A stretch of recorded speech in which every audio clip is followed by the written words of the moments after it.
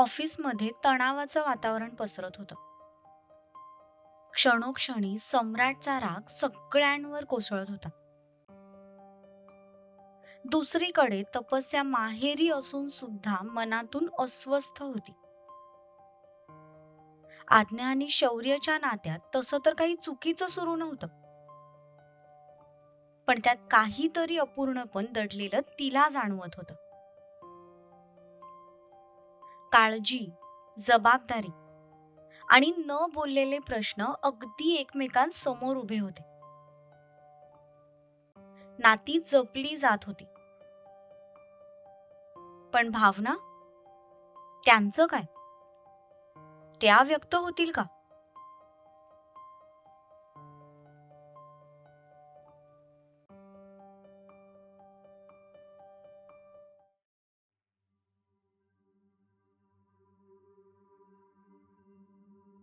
रवीजा. सम्राटचा रागीट आवाज पूर्ण केबिनमध्ये घुमला.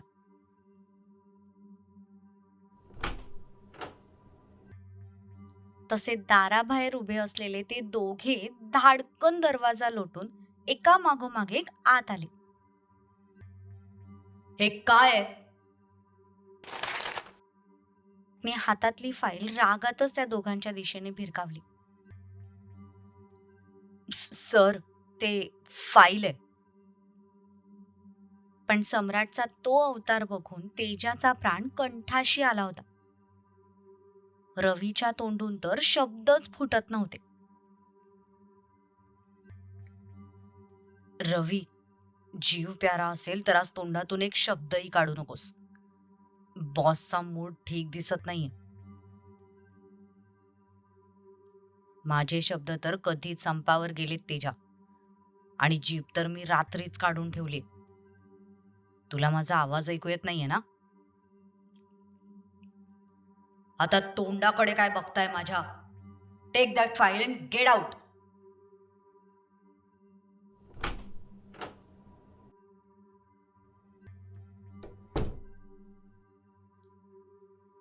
आज सम्राटचा मूड एकदम खराब होता. ज्या प्रोजेक्टसाठी त्याने गेले 2 महिने जीवाचं रान केलं होतं, तो प्रोजेक्ट दुसऱ्या कंपनीला मिळाला होता. त्यामुळे सकाळपासून त्याची चिडचिड होत होती. अगदी छोट्या छोट्या गोष्टीतही चुका काढून तो दुसऱ्यांवर ओरडत होता. त्यामुळे आज कोणीच त्याच्या समोर जायची हिंमतच करत नव्हतं. तेजा, मी काय म्हणतो? बोल ना. त्या फाईलमध्ये नक्की काय चुकलंय तेच तेजाला कळत नव्हतं. तेच तो शोधत होता. पण आता ज्या स्पीडने ती फाईल त्यांच्या अंगावर भिरकवण्यात आली होती, त्यावरून नक्कीच काहीतरी चुकीचं असणार हे त्याला माहिती होतं. त्यामुळे तो डोळे बारीक करून चूक शोधण्याचा प्रयत्न करत होता. तेजा, ऐक ना मी काय बोलतोय ते. बॉस त्यांच्या पहिल्या अवतारात परत येत आहेत का? रवी यार, इतका मोठा प्रोजेक्ट गेलाय आपल्या हातून. मग त्रास तर होणारच ना. आपण एम्प्लॉई असून आपल्याला वाईट वाटतंय. त्यांचं तर किती आर्थिक नुकसान झालंय. ते तर मला पण कळतंय रे तेजा. पण खूप दिवसानंतर त्यांना इतकं चिडलेलं बघितलंय. त्यामुळे जरा भीती वाटते आता. डोंट वरी रवी, त्यांचा राग शांत करणारी आता आहे त्यांच्या आयुष्यात. घरी गेले की त्यांचा मूड ठीक होईल बघ. देव करो आणि असंच हो. पिंकी मॅडम या जगात आपल्यासाठी रक्षा कवच म्हणूनच आल्यात. त्या जर सरांच्या आयुष्यात आल्या नसत्या तर बॉसने रावणाऐवजी आपले पुतळे करून आपलंच दहन केलं असतं. रवी, तू ना तोंड बंद कर आणि कामाला लाग, नाहीतर खरंच आपलं दहन करण्यात येईल.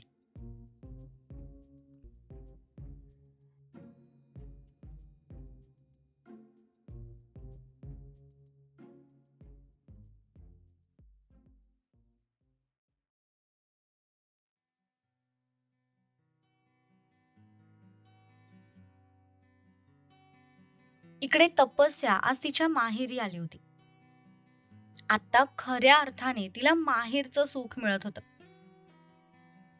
गिरीश तिला फुलाप्रमाणे जपत होते. स्वातीची कुरबूर असायची. पण आता आपला नवरा आपल्या सोबत नाहीये हे माहिती असल्यामुळे तोंड पाडून का होईना ती चुपचाप सगळं करायची.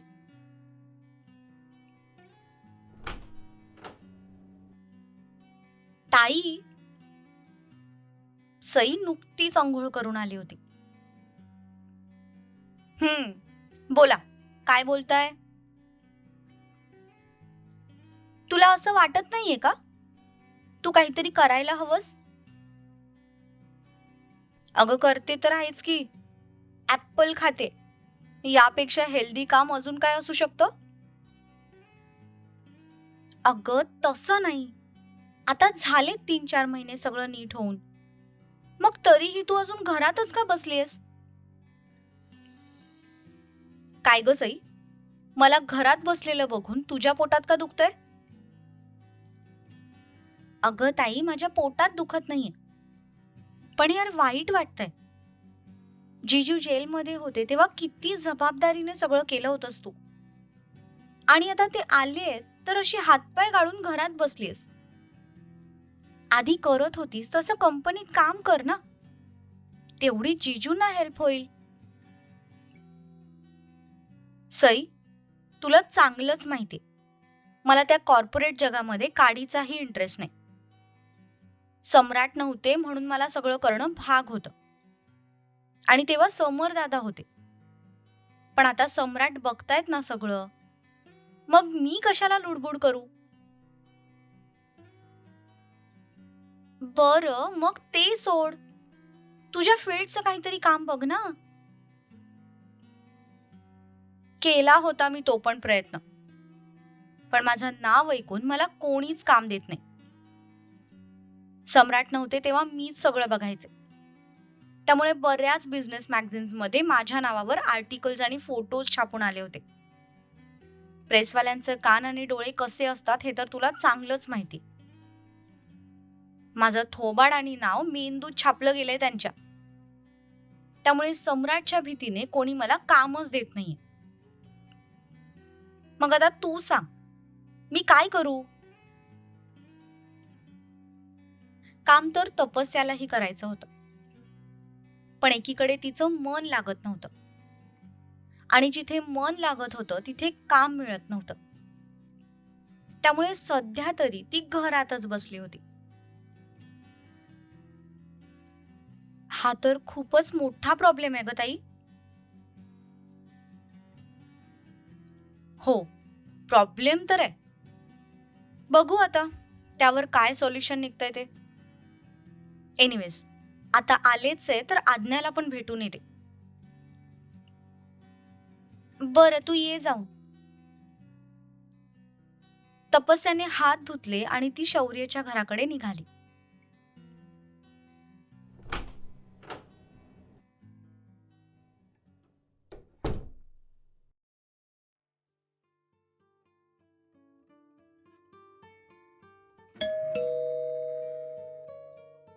तिने दाराची बेल वाजवली तसा दरवाजा उघडला गेला. पण दारात शौर्यला बघून तिला थोडं आश्चर्यच वाटलं. काय रे, तू घरी कसा? आता माझ्या घरी मीच असणार ना. तसं नाही रे, आय मीन दुपारच्या वेळी तू घरी कसा? हां, ते आज्ञाची तब्येत ठीक नाहीये. माहिती आहे ना तुला? ओ, तर बायकोसाठी खास सुट्टी घेतलीये म्हणायची. गुड गुड, प्रगती आहे. एनिवेज, मी तिलाच भेटायला आले होते. कुठे आहे ती?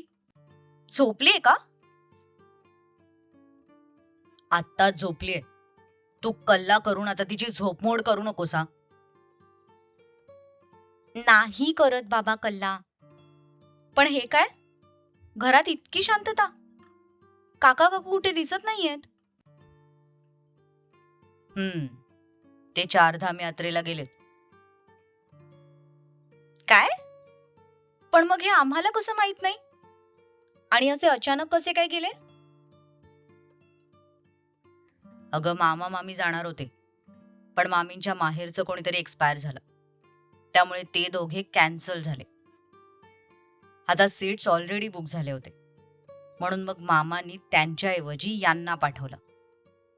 आई तर जातच नव्हती, पण मग आज्ञाने त्यांना कन्व्हिन्स केलं, तेव्हा कुठे ते काल रात्री गेलेत. अच्छा, म्हणजे आता 1.5 महिना काही ते येत नाहीत. हम्म. ग्रेट. मग चांगलंच आहे की. आता यात काय चांगलंय? शौर्य, अरे लग्नानंतर तुम्ही साधं कुठे फिरायला सुद्धा गेले नाहीयेत. मग आता हा वेळ एकांत भेटणार आहे तुम्हाला. ही चांगली बातमी नाहीये का? तसा शौर्य थोडा गडबडला. लग्न होऊन आता 3 महिने होऊन गेले होते. पण अजूनही त्यांच्यात नवरा बायकोचं नातं सुरू झालं नव्हतं. काळजी होती, आपुलकी होती, जिव्हाळा सुद्धा होता. पण प्रेम मिसिंग होतं. तू बस, मी तुझ्यासाठी कॉफी आणतो. तपस्याच्या बोलण्याला इग्नोर करत शौर्य किचनच्या दिशेने गेला. पण त्याने चोरलेली नजर तपस्याच्या नजरेतून सुटली नाही. म्हणजे माझा डाऊट खरा होता तर. यांनी लग्न तर केलंय, पण अजून एकमेकांना नवरा बायको म्हणून स्वीकारला नाहीये. बिचारी माझी आदू. हा शौर्य ना अजिबात बरोबर वागत नाहीये तिच्याशी. पण त्याला बोलून तरी काय उपयोग? प्रेम असं जबरदस्ती थोडी ना दाखवता येतं. तो तिची काळजी घेतो, तिला हवं नको ते सगळं बघतो. तिथे काहीच बोलायला जागा ठेवत नाही. पण त्याच्या मनात आदूविषयी फिलिंग जबरदस्ती तर नाही येऊ शकत ना. त्यासाठी त्यांनी एकमेकांना वेळ देणं गरजेचं आहे.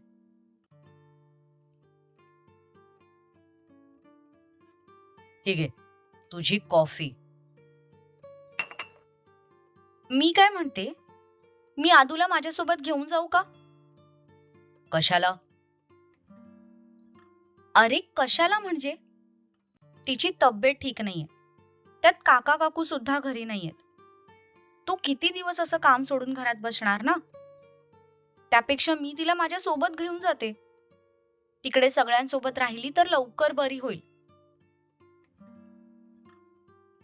तपस्या, मी 4 दिवस सुट्ट्या टाकल्यात.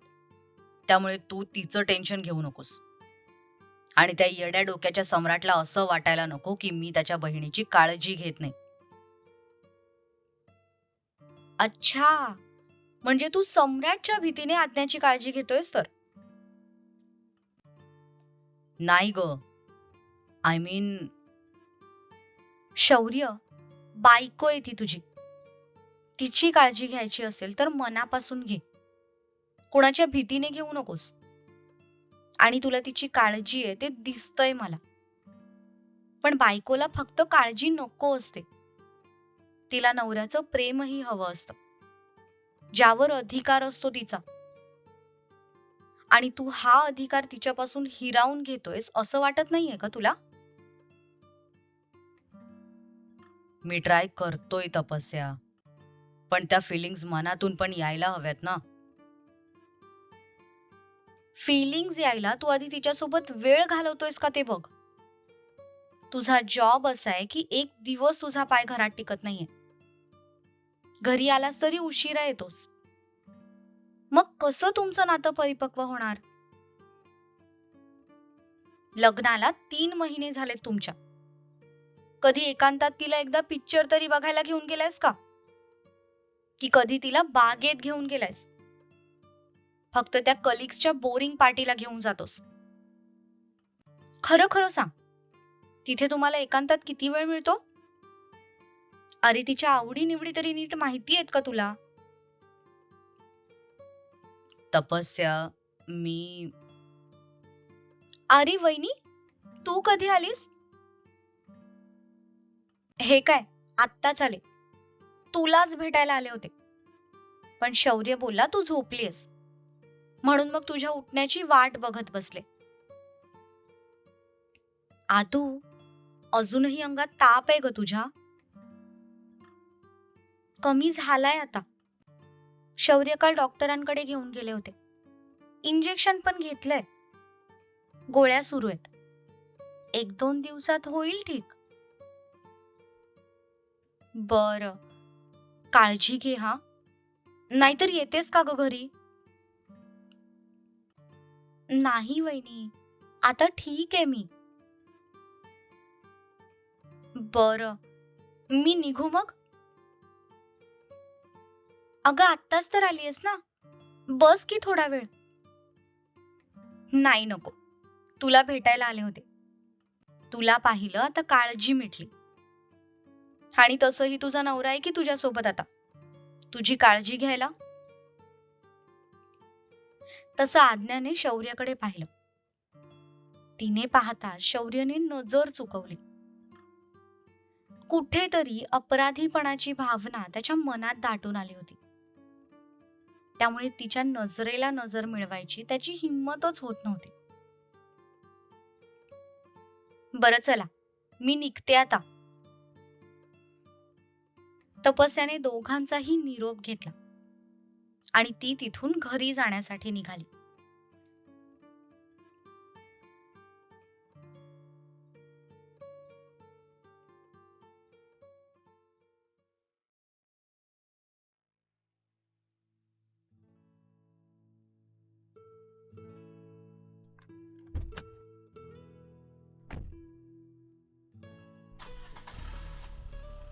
ती ड्रायव्हर सोबत आली होती. गाडीत बसताच तिने सम्राटला फोन लावला.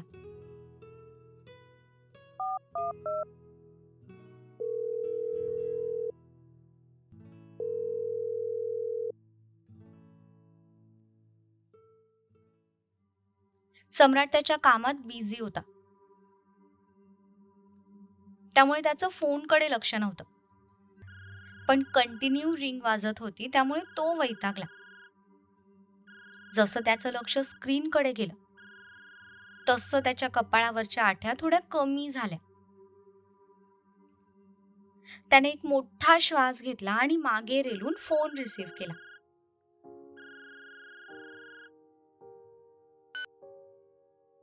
येस जान. तो त्याच्या नेहमीच्या आवाजात म्हणाला. तशी ती खुदकन गालात हसली. कधी कधी तर त्याच्या तोंडून फक्त जान ऐकण्यासाठी ती त्याला फोन करायची. तिचं काम तर तसं काहीच नसायचं. I miss you. सकाळीच तर भेटलो होतो की आपण.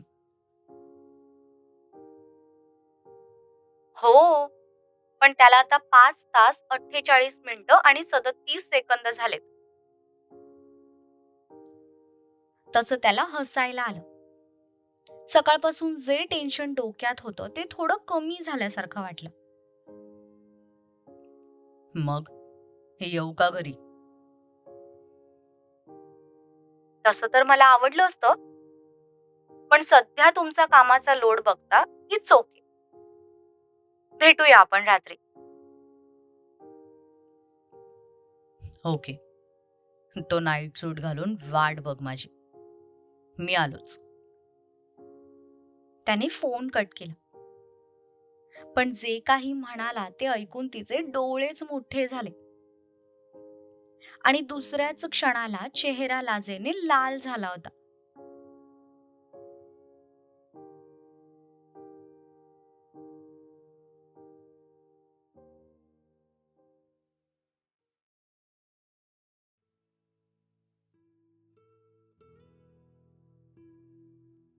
नमस्कार जत्रा. सगळ्यात आधी तर सर्वांना नवीन वर्षाच्या हार्दिक हार्दिक शुभेच्छा. सगळ्यांचं 2026 हे वर्ष आनंदाचं, उत्साहाचं, भरभराटीचं आणि सगळ्यात महत्वाचं म्हणजे प्रसिद्धी क्रिएशन सोबत जाऊ, हीच सदिच्छा. आणि आज नवीन वर्षाचा पहिला सोमवार आहे. म्हणजेच तुमच्या जबरदस्त प्रसिद्ध कमेंट्सचा उत्सव.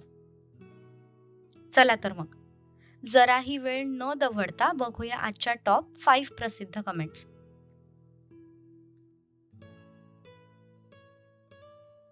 पहिली प्रसिद्ध कमेंट आहे ललिता आढाव यांची. So beautiful. No other words for this episode. खूप खूप धन्यवाद ललिताजी. नो अदर वर्ड्स म्हणालात म्हणजे आमच्यासाठी ही सगळ्यात मोठी प्रशंसा झाली. तुमचं प्रेम आणि सपोर्ट असंच राहू दे.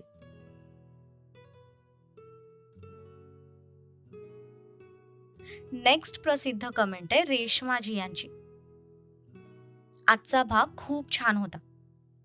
शौर्य खरंच आज्ञाचा विचार करेल असं वाटतंय. धन्यवाद.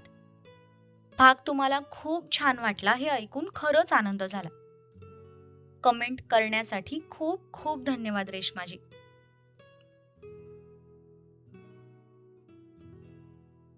पुढची कमेंट आहे पूजा माने यांची. खूप छान भाग आहे. थँक्यू. धन्यवाद पूजाजी. तुमच्या याच प्रेमळ प्रतिसादामुळे आमचं काम सार्थकी लागल्यासारखं वाटतं. मनापासून आभार. असाच सपोर्ट करत राहा.